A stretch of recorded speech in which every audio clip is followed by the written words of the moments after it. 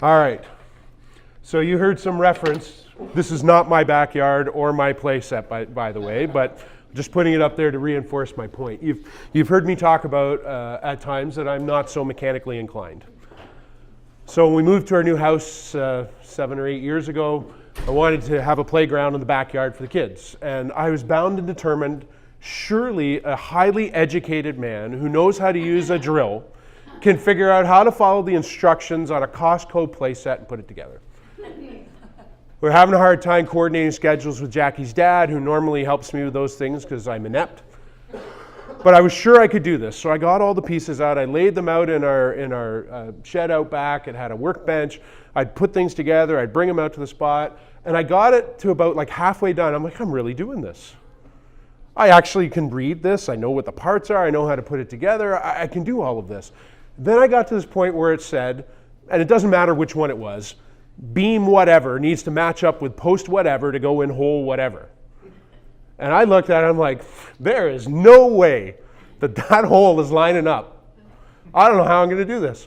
And I was so embarrassed. I didn't want to call Jackie's dad to say, come and fix this for me. I got the neighbor out. He came over and looked at it. He said, oh no, we can pull that into place, no problem. So we put a rope around it, and the two of us pulled it back as hard as we could, and then Jackie said, oh, there's the hole, and put the thing in, and we got it bolted together. So I thought, great, crisis averted. 4 steps later, I understood why you couldn't do that. Oh, no! And so we had to take the whole thing apart again, and I had to call Jackie's dad and say, there's no way this is going to line up, Paul. Can you come and drill a hole for me so that I can put this thing together? The point I'm trying to make is that sometimes you can have all the right pieces, but if you don't understand how to put them together, it doesn't matter that the pieces are right. I mention this because I think it's relevant in how we go forward from here. See, relearning community throws a lot of terminology and concepts and shapes and matrices and whatever else towards you, and it all sounds great. It sounds nice and clean when we're going through it with our slides and our shapes. It reminds me of my education as an accountant, where when you're reading stuff in the textbook, the debits always equal the credits. The money is always where it's supposed to be. The customer always pays on time. The supplier always delivers on time. And you always pay on time. It's like this utopian world where everything just functions perfectly. And then you go out in the real world and you take over a bankrupt company and realize you have to decide who you're going to pay according to who's refusing to ship to you that week if you don't. And sometimes I feel like that's a bit of what we do in here, is we throw out these ideas like they're intuitive and self-evident and say, go do it, and assume that it's always going to work out the way it did in the model.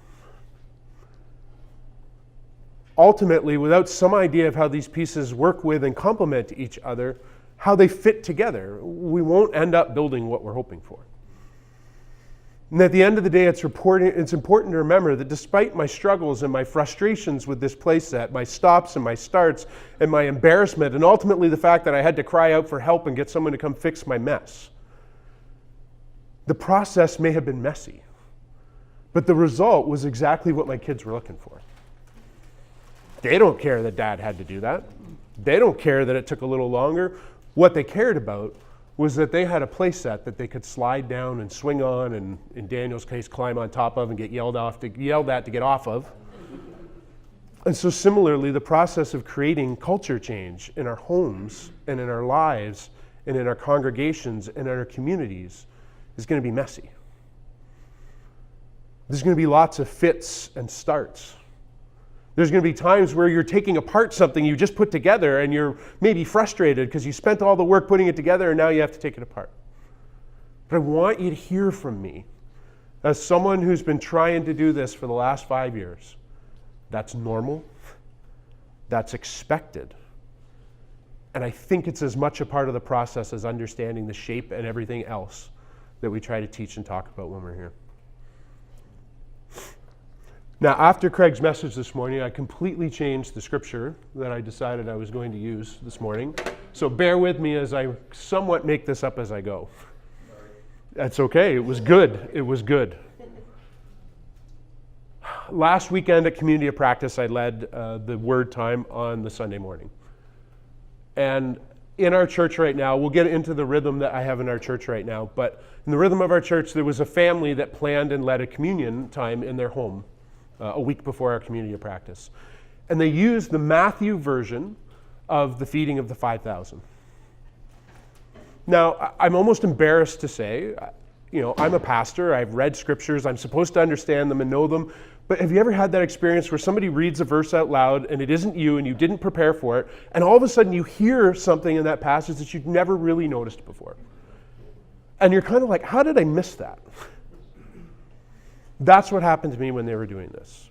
We all know the story of the feeding of the 5,000. I don't have to read the whole thing. But in the middle of it, the disciples, after going to Jesus and Jesus saying, well, you feed them, it's your problem, which is something that's part of the relearning community material as well. The disciples come to Jesus and say, we only have 5 loaves of bread and 2 fish. So when I did this last week and I was prepared for it, I had 5 croutons and 2 goldfish. This morning I decided I would just quick throw them up on the screen.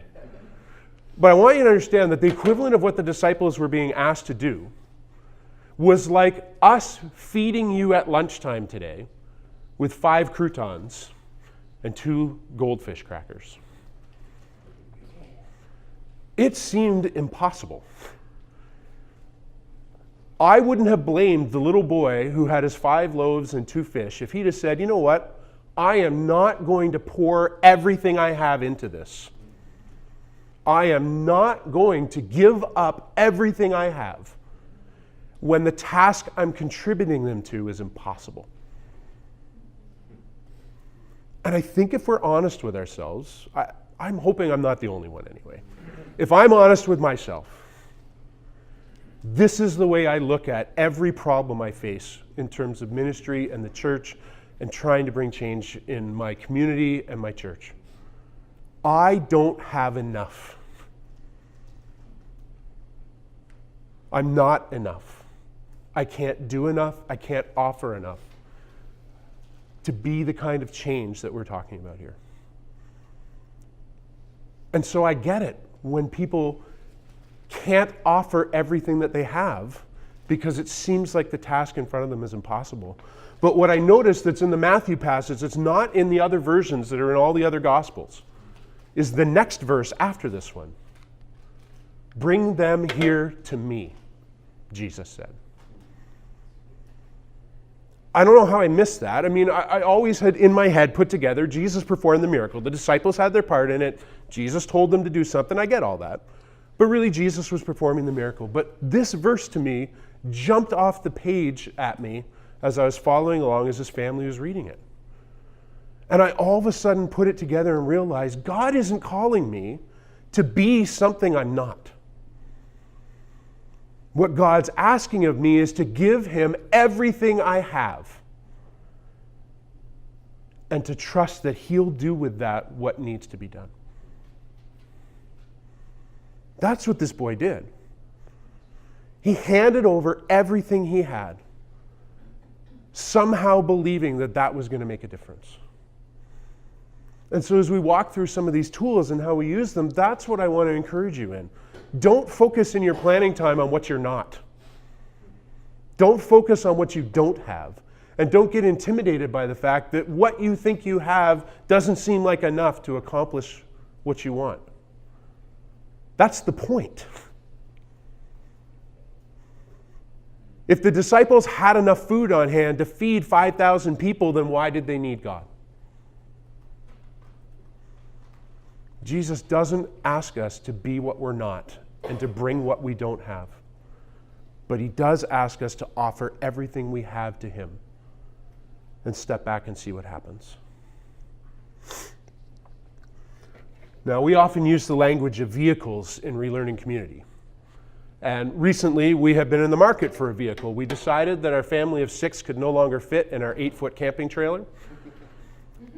We had an incident where the trailer was folded down and we left it plugged in overnight to get the fridge ready, and it actually seared the plastic cover of one of the light fixtures onto the vinyl on the inside of the pop-up trailer. So when we put it up, all of a sudden this plastic thing is stuck on there. It's like epoxied on there really good. There's no way we were getting it off. We had to cover it with all sorts of tape to make sure that our 4-year-old daughter didn't cut herself on it. So we decided that we needed to upgrade. So we found a used trailer we were really happy with that we think will last until the kids are out of the house. But our vehicle was insufficient in strength to tow it. So now we had to go find a vehicle that could tow the trailer. And we found a used Tahoe with 180,000 kilometers on it that can fit our family and that will tow this thing. The point of this is, it's easy to sit back and say, that's a nice Tahoe in my garage. I could get in it, I could sit in it, I can enjoy the nice seats and the heat and all the other things that come with it that are options that my kids are like, this is like Wonderland for them the first time they took a trip in it. My wife took it up to her parents with the kids yesterday, and she said they were in the car 10 minutes before I wanted to go. They think they've done, this is heaven. Heaven looks like the inside of a Tahoe. It'd be easy to focus on that and forget that the point of the vehicle wasn't to enjoy it in my garage, but it's so that it can take us where we want to go.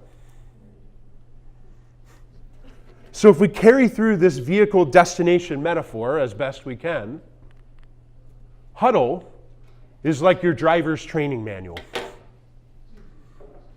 Huddle is designed to teach you how to drive.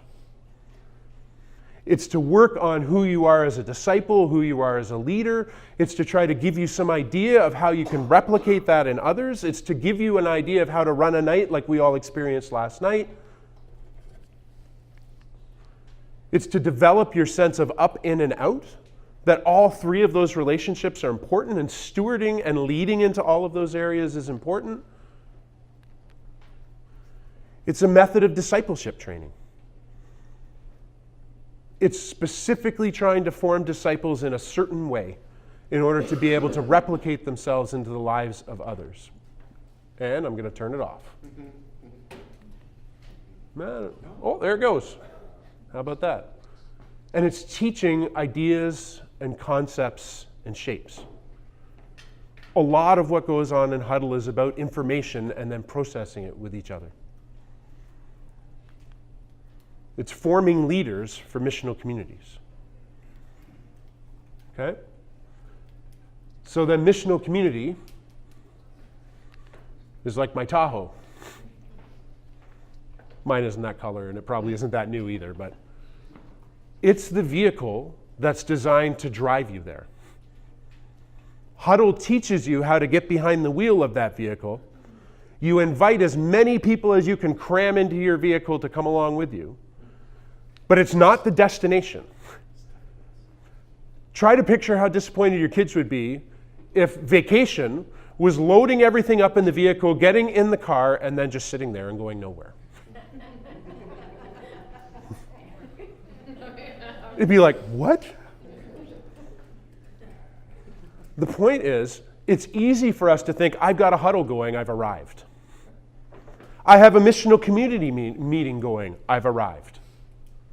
But missional community is not the destination, it's how you get there. It's an opportunity for imitation, to open your life and to allow people to see how you're living your life on a daily basis, to get a window into what discipleship looks like, to be able to have them have an idea that, yeah, I can do this. It's about planning for up, in, and out. The leader is trying to make sure that they're engaging in a rhythm continuously within missional community of up, in, and out. Not always all on the same night, but over the course of the meetings of the missional community to be able to engage in all those ways. It's discipleship modeling. Putting in simple practices that can be replicated in people's lives, drawing people closer to each other and to God, and getting a shared sense of mission as to what's going on in my community around me and what can I do?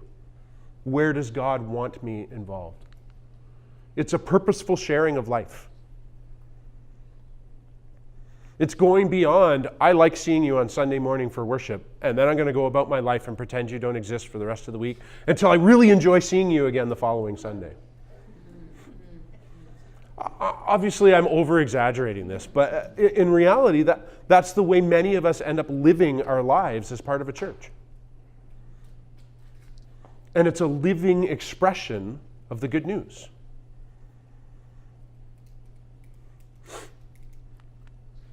But let's never forget, the destination we're headed for is family on mission. Or you can go to the camper. That's not ours either. I just pulled a random one off the internet. Family on mission is where we're trying to get to. Where are you going? This is where we get to innovate, because we've integrated mission and this idea of being together as family so much into our lives that we can shape it into whatever way God wants it to come out of us naturally. So the way that it comes out of my wife and I is going to be different than Craig and Kim, is going to be different than Ryan and Brittany and Ken and Don and all of the rest of you in here, who most of you I can't name because I don't know all your spouses. It's about just living it naturally up in and out. That those relationships are not something that you do because it's planned by your missional community. It's something you engage in because it's just part of who you are. It's ingrained in your behavior and in your understanding of the way the world works and of where God's place is in your life and in it. It's a discipleship culture. You've now used the vehicle to make the change that that's just the way that life is. It's a purposeful integration of life with mission and with people around us. And it's being the good news. Not because he planned it, but because it's being embedded in who you are. And I want to tell you a little bit about West Hills. We're a pretty small church, a little over 20 adults. These are a subsection of the 20 or so children that we have that are part of our congregation on a camping weekend that we did. And one of the first things that we did after Jackie and I got back from my sabbatical and from our trip to Scotland was recognize, at a group our size, it took all of the energy that we had to plan a regular Sunday morning. And if we wanted to make space for anything else, something had to give. And so we proposed a new rhythm that our church has been following for a little over a year. We have a week one where it's we call it our Up Sunday. It's a public worship service. We rent a room at the rec center in New Hamburg. We're meeting in a room that's inside the walking track. So as we're worshiping, people are circling us. I don't know if they're sharks or what they are, but we have what we would describe as a normal Sunday morning for West Hills for the entire time of its existence. Week two is an inn, which in this season right now we meet in someone's home. We plan a more simple worship service with no sermon. We're centering it for this season, we're centering it around communion. So I'm asking someone who's not me to plan a time of communion for the congregation to share. We share a potluck afterwards and people hang around for as long as they can, and then we go home. And we focus on that as an inn because we're really trying to focus on promoting relationships with each other in the midst of that. Week three, we go back to a public worship service. We're back to Up. And then on week four, don't let this shock you, we don't have church. But what we do is we come up with some kind of way to be out in the community on that weekend. We use the energy that is freed up by not having to plan a worship gathering to be out in the community somewhere. And I'll get into some examples of what we've done with that later. And then we repeat that rhythm. Now that was a huge adjustment, especially there's a dear older gentleman in our congregation who is 100% supportive of this, comes to our relearning community meetings as part of our team and said that he's grieving because for an entire 83 years of his life, this isn't what it looked like. But at the same time, what him and all the other older people in our congregation have said, that while they're grieving that, they don't want us to change it because they see the life it's bringing. And even though they're not quite sure what their place is in it, they're praying for us and supporting us and want to see it go forward. We're still working on our missional community rhythm. We haven't landed on something that works perfectly in terms of time commitment and style of meeting. We're trying to incorporate in there rhythms of huddle or study that are going to be just for core missional community members. We're going to try to incorporate something like what we all experienced last night, as a night that we can open it up for everyone in the congregation, not just the core people who are really along on this journey and understanding it. We're going to try to incorporate some volunteering for leading a community kids program that our church is involved with. And we're going to try to make sure that we're planning our stuff so that we're engaging with the church-wide out Sunday once a month when it comes. We haven't got it all figured out yet, but those are the things that we're going to try and make sure that we are engaging. I was watching Alyssa fumble with the time cards. I was gonna spare her and say, I know it's 5 after 10. These are the kinds, so the biggest struggle we've had is trying to figure out how you do out. And some of the questions I've heard from you guys this weekend have been around that. You know, stuff about, is it awkward to invite people to something and have them think you have an ulterior motive? I'm not saying that these are the be all and end all, but these are the examples of how we've tried to work at that. So I got a BBM message this morning to let me know that last night, this was our out weekend, which worked out perfectly in the calendar because I'm here. We rented the bowling alley in New Hamburg. We had 38 people that came out and bowled last night, and 15 of them were from West Hills. And most of the rest of them were not churchgoers. I won't say all of them, but most of them were not. We've had a gym night where we rented the gym at Steinman's. We had 75 people show up for a gym night at Steinman's, and 20 of them were from West Hills. We've had a games night in somebody's home, or we rented the room at the rec center the one time and just had people come out and play board games or card games for the evening. We've gone to the park and just hung out in the park. I told you a little bit about that yesterday.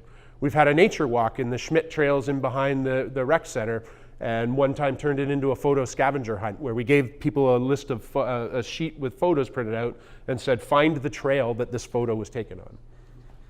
We've joined in existing things that are going on in the community. So we participated in a community cleanup day in Baden. We've volunteered to run the kids zone at the Corn Fest in Baden. And we've even volunteered at my kids' school to help with the the fundraiser night. We rented buses to go to a Blue Jay game and had 2 busloads of people from related to people in our church that went up to a Blue Jay game. One night we had our whole missional community show up and watch my son's minor hockey game. We've done tobogganing and gone back to somebody's house. We've had a sleigh ride and gone back to somebody's house. We've done a wagon ride and gone back to somebody's house. I'm trying to throw all these things out there so that hopefully you can be inspired. It isn't that this is hard. Sometimes we try to make it more complicated than it really has to be. The point is, do something that gets you out of the church where you can safely and comfortably invite people who don't know God to just come and hang out with you. Offer God what you have and see what God will do with it.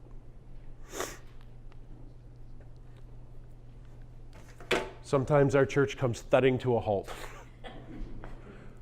But what I want you to understand about this, it's going to be messy sometimes. I want you to understand that it won't be for everyone. I have to imagine that if it's not for everyone in our 26-person church, it's probably not for everyone in all of your bigger churches. And that's okay. You can only learn this by trying it. I can't give you a slide that will tell you how this will look for you. But most importantly, remember the why. When your kids are frustrated and they're saying to you, I don't want to go do this, this isn't church. Remember why you're doing it. When you're tired and you'd rather just sit at home instead of go to the bowling alley, remember why. When you feel like you've thudded to a halt and you don't know where to go, remember why.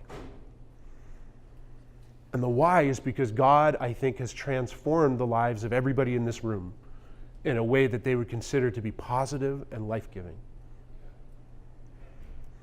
We are the possessors of that knowledge. How can we not want to see that in the lives of the people around us that we care about and that we see and interact with every day? Remember, obedience to God is the pathway to the life that you really want to live.